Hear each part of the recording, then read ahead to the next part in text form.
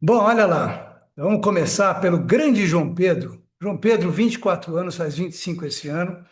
Saiu das divisões de base do Fluminense, lá em Xerém, Rio de Janeiro, e se deu bem, cara. Foi para fora, jogou num time da Inglaterra e agora chegou há uma semana no Chelsea. E o João Pedro não é que fez os dois gols da vitória de 2-0 do Chelsea sobre o Fluminense? Quer dizer, o João Pedro, que aprendeu tudo que sabe no Fluminense, eliminou o Fluminense da Copa do Mundo de Clubes, essa primeira edição desse torneio, nesse formato, né? Porque antes, agora, a gente está chamando de, FIFA está chamando, de torneio intercontinental, o que não deixa de ser verdade. Bom. Mas, pois é, vamos celebrar o garoto João Pedro, e porque é um cara humilde no final do jogo. Engraçado que ele, no final do jogo, foi entrevistado pela repórter, uma repórter da Inglaterra, e acho que ele cometeu um ato falho. Ele virou-se a repórter e perguntou: Mas você está aqui só uma semana, tal, e já conquistou essa vitória? E ele falou assim: esse vai ser o meu primeiro título. Quer dizer, ele precisa disputar a final ainda, né? O Chelsea vai pegar o vencedor de Real Madrid e de PSG. O jogo acontece nessa quarta-feira, às 4 da tarde, horário de Brasília, e o João Pedro, assim como seus companheiros do Chelsea, vão assistir de camarote esse jogo e esperar a decisão de domingo. Aliás, com uma vantagem, né? Uma vantagem de um dia a mais de descanso no time do Chelsea, porque jogou hoje, terça-feira. Deixa eu ver aqui. O Fluminense até que começou bem o jogo contra o Chelsea. Mas, aos poucos, o nervosismo foi se revelando, né, dos jogadores do Fluminense, e o Chelsea, que é um time mais coeso, mais sólido, tem muito mais dinheiro, tem melhores jogadores, ele rapidamente tomou conta do jogo, especialmente pelo lado esquerdo do ataque do time inglês, por causa do Pedro Neto. Ele deitou e rolou ali por aquele lado.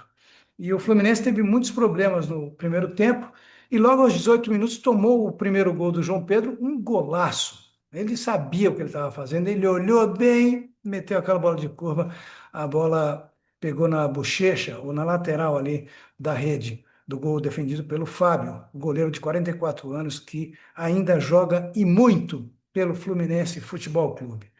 Bom, depois disso, o Chelsea tomou conta do jogo, veio o intervalo, o Renato rapidamente fez substituições. No início do segundo tempo, ele colocou o Keno, aquele atacante veloz e rápido, né, e habilidoso. Ele é perigoso. O Keno, quando está num bom dia, ele é muito perigoso. Ele colocou o Canóbio, o argentino, e colocou também o Soteudinho, que acho eu não está no melhor das suas condições físicas, né, porque ele chegou machucado e ele só foi jogar hoje. Uma, uma uma contusão muscular, quer dizer, não é, você não cura do dia para a noite a contusão muscular. Mas ele foi lá e ajudou o time, tentou ajudar. Mas lá pelas tantas, já depois de ter tomado o segundo gol, né, do João Pedro, uma paulada, a bola pegou no travessão, caiu atrás do Fábio.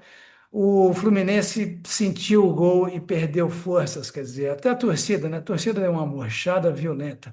E esse gol foi aos 11 minutos do segundo tempo, esse segundo gol do João Pedro.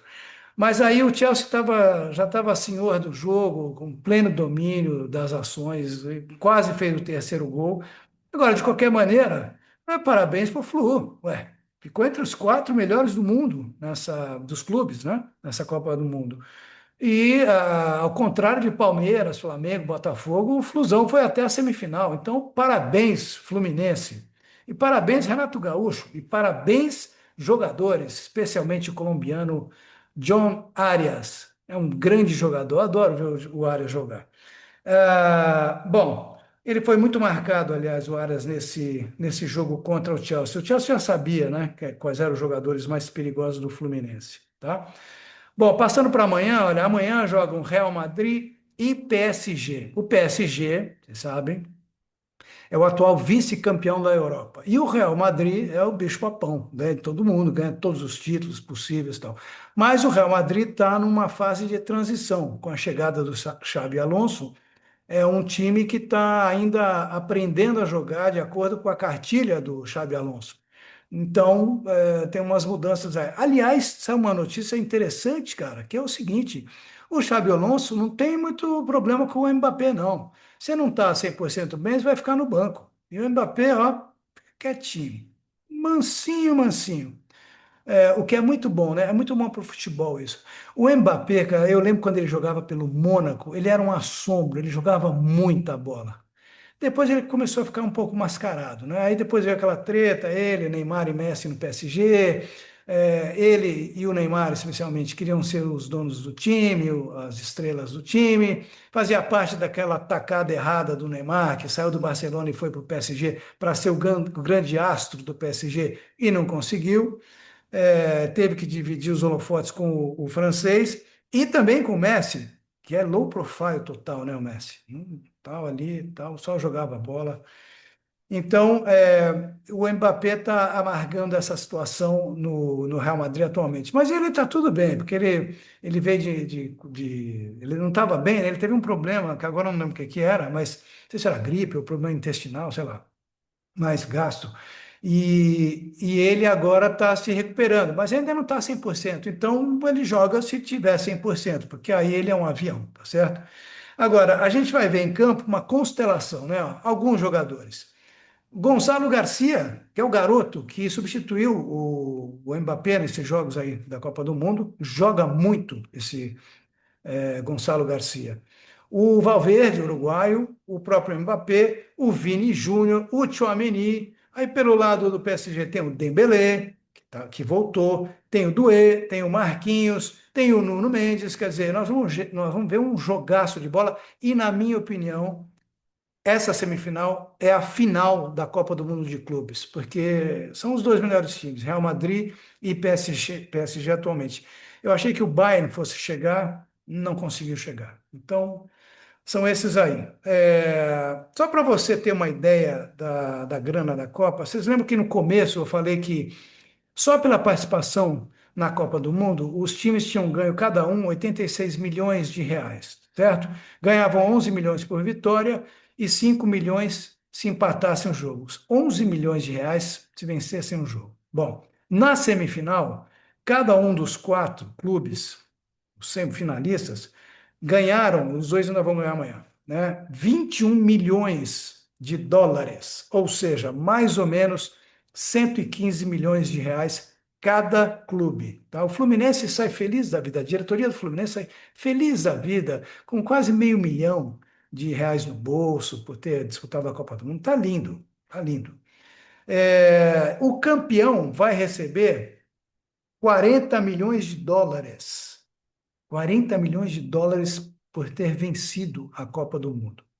Isso dá mais ou menos 220 milhões de reais. E o vice-campeão não fica tão atrás, vai receber 30 milhões de dólares, ou seja, 165 milhões de reais. A gente falando assim, parece que a gente vai, vou comprar um alface na feira, tal. Não dá para ter ideia, né? O alface a gente tem ideia, né? O alface, a batata, o leite, o feijão.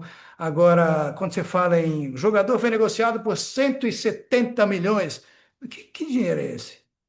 Mas é isso, esse é o mundo do futebol. Passar a falar do Flamengo agora, coisa mais doméstica. O Flamengo está interessado, sabe em quem? Naquele jogador argentino que adora brigar. Ele é um pouco Simeone, ele é um pouco Diego Simeone lá atrás, o técnico atual do Atlético de Madrid. É o Depou, meio-campista. E se vier para o Flamengo mesmo, vai se encaixar muito bem ali. O Flamengo, vocês sabem que perdeu o Gerson, chegou o Jorginho, mas precisa de um cara meio que morda, né? Não Luis Soares, que morde literalmente. A outra coisa é o seguinte: o Felipe Luiz, claro, eu falei aqui acho que uma semana, quando o Flamengo, 2 semanas, quando o Flamengo foi eliminado pelo Bayern, ele deu uma entrevista coletiva dizendo, Felipe Luiz, nós somos sufocados, o time do Bayern é um gigante, a gente não teve chance contra eles, eles forçaram os nossos erros, quer dizer, ele encheu de elogios o time do Bayern e não teve problema, quer dizer, reconheceu a derrota, a eliminação do Flamengo e vamos em frente, vamos continuar trabalhando, certo? A diretoria não gostou.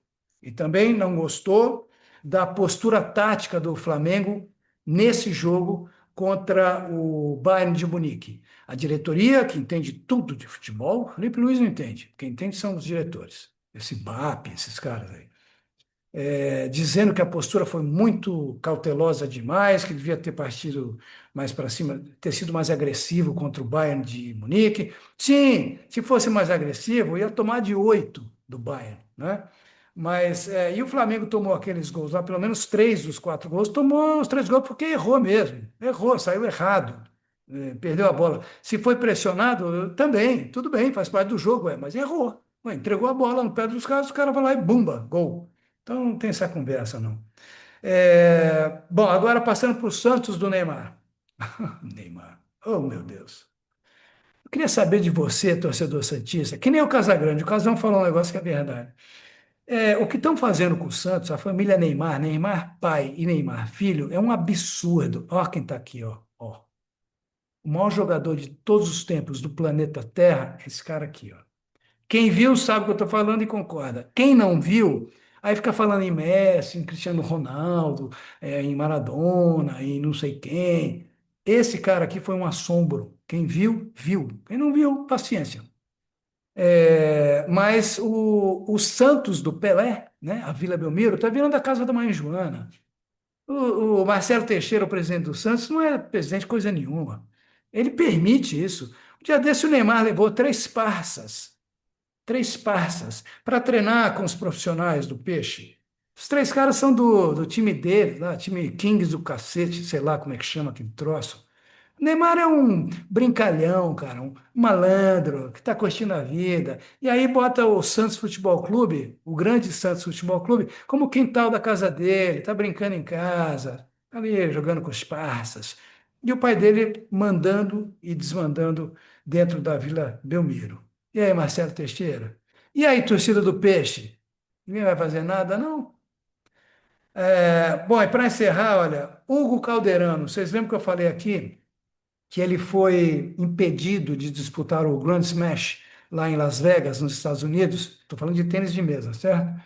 Porque o governo atual do Pato Donald da Cara Laranja não concedeu um visto a ele. Por quê? Porque ele tinha passado por Cuba há 2 anos, quando ele foi disputar um torneio, o Pan-Americano, né? E era classificatório para as Olimpíadas de 24, mas não pode. Não, Paris, não pode. Se você esteve em Cuba, então aqui você não entra. Então ele não pôde participar desse torneio internacional em Las Vegas, o que foi um absurdo, né? E aí o tal do Steve Denton, ele é CEO da Federação Internacional de Tênis de Mesa. Você não sabe o que é CEO, uma espécie de um presidente da Federação Internacional de Tênis de Mesa, porque agora é tudo em inglês, né, os termos. É, Ele criticou o Calderano, cara. Ele disse que um jogador do nível dele também tem que olhar para além, no caso não é da quadra, mas da mesa, né? Joga tênis de mesa. Então, que ele devia ter visto isso antes e não ficar nessa situação. Que fofo, né? Esse antes nunca existiu, nunca precisou disso. Isso agora começou a valer por causa desse cara. Quer dizer, começou a valer para valer, né? Porque já está há 4 anos que existe isso. Mas nunca precisou, porque inclusive o Calderano tem nacionalidade portuguesa. Então ele não precisa, é direto, o visto é concedido diretamente. E ele é esportista. Então essa é mais uma hipocrisia do governo do Pato Donald da cara laranja. E amanhã tem Real Madrid e PSG, a gente volta amanhã. Tchau, abração.